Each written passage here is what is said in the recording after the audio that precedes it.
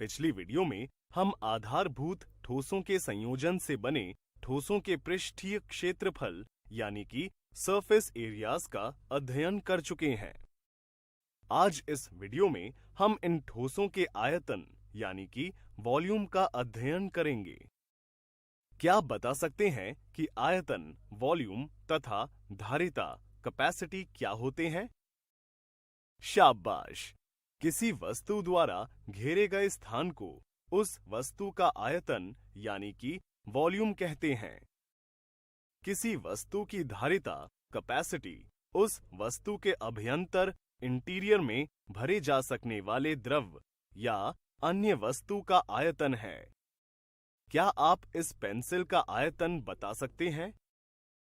ऐसा करने के लिए आप किस विधि का प्रयोग करेंगे?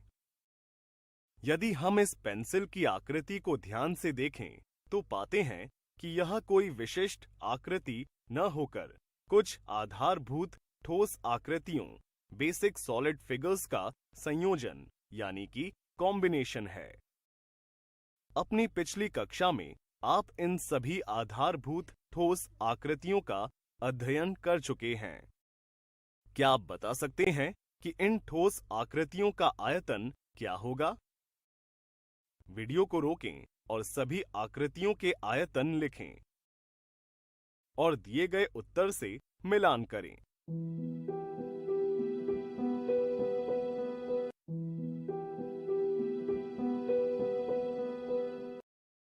आप यहां देख सकते हैं कि यह पेंसिल एक शंकु, बेलन व अर्धगोले के संयोजन से बनी है। अतः इस पेंसिल का आयतन निकालने के लिए हमें इन तीनों आधारभूत आकृतियों के आयतन को जोड़ना होगा। मान लेते हैं कि इस पेंसिल की माप कुछ इस प्रकार है। आइए एक एक कर सभी आकृतियों का आयतन ज्ञात करते हैं। आप यहां देख सकते हैं कि इस अर्धगोले का व्यास 2 सेंटीमीटर है, तो इसकी त्रिज्या कितनी होगी? बिल्कुल सही, इस अर्धगोले की त्रिज्या 1 सेंटीमीटर होगी। साथ ही हम जानते हैं कि पाई का मान 22/7 अथवा 3.14 होता है। त्रिज्या व पाई के मान प्रतिस्थापित कर हल करने पर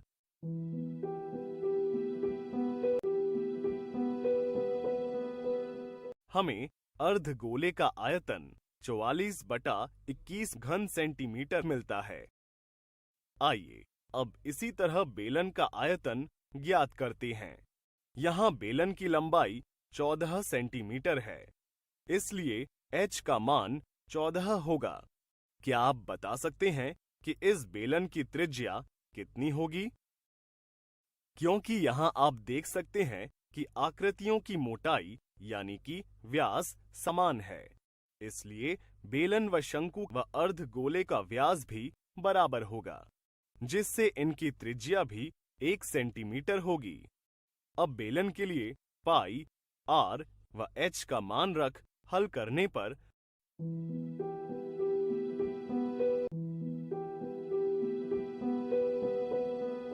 हमें 44 घन सेंटीमीटर मिलता है। इसी तरह शंकु के लिए हल करने पर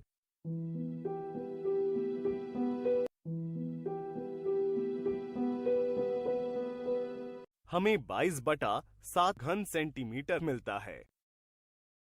अब तीनों आकृतियों के आयतन को जोड़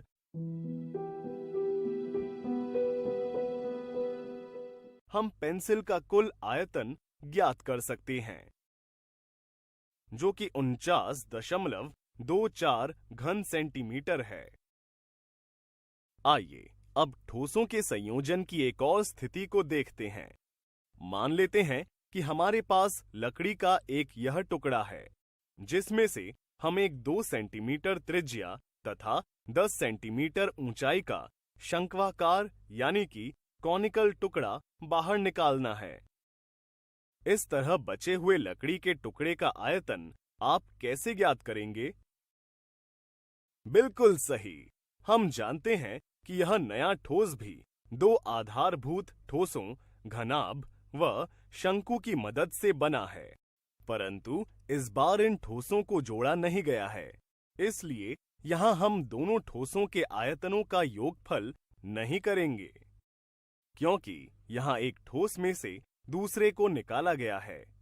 इसलिए यहाँ बड़े ठोस में से छोटे ठोस के आयतन को घटाते हैं।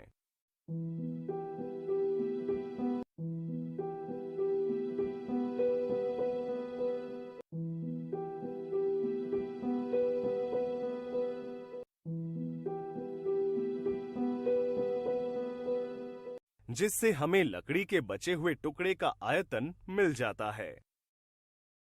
इस तरह आज हमने किन्हीं दो या दो से अधिक ठोस आकृतियों के संयोजन से बने नए ठोस तथा एक ठोस में से दूसरे ठोस को निकालने पर बने नए ठोस का आयतन ज्ञात करना सीखा। अगली वीडियो में हम इस पर आधारित कुछ दिलचस्प उदाहरण देखेंगे।